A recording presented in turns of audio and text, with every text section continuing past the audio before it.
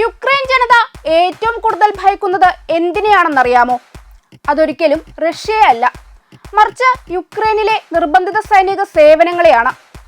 അക്രമം, അഴിമതി എന്നിവ കൊടികുത്തി വാഴുന്ന സൈനിക സമാഹരണ ശ്രമങ്ങളാണ് അവിടെ നടക്കുന്നത്.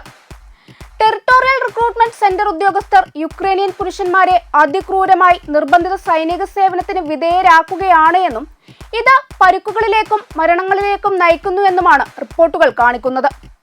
ഹംഗേറിയൻ പൗരനായ ജോസഫ് സെബാസ്റ്റ്യന്റെ മർദ്ദനമേറ്റുള്ള മരണമാണ് ഇതിന് ഉദാഹരണമായി പുറത്തുവരുന്നത്. ടെറിട്ടോറിയൽ റിക്രൂട്ട്മെന്റ് ഉദ്യോഗസ്ഥർ തെരുവ് ഗുണ്ടകളായി മാറി.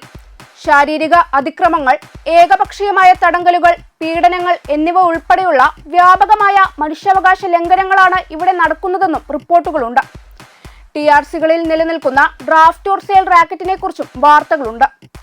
ഇതിലൂടെ സേവനത്തിൽ നിന്ന് ഒഴിവാകാൻ ഉദ്യോഗസ്ഥർ കൈക്കൂലി ആവശ്യപ്പെടുന്ന സ്ഥിതിയും നിലവിലുണ്ട്. യുക്രൈനിയൻ സർക്കാർ ഇപ്പോൾ സ്വന്തം ജനങ്ങളുമായി യുദ്ധത്തിലാണ്. സമ്മതത്തിന് പകരം ഭയവും നിയമസാധുതയ്ക്കും പകരം മൃഗീയ ശക്തിയും ഇവർ ഉപയോഗിക്കുന്നു. പാശ്ചാത്യ രാജ്യങ്ങൾ ഇതിനെതിരെ കണ്ണടക്കുകയാണ്, എല്ലാം കണ്ടാസ്വദിക്കുകയാണ്.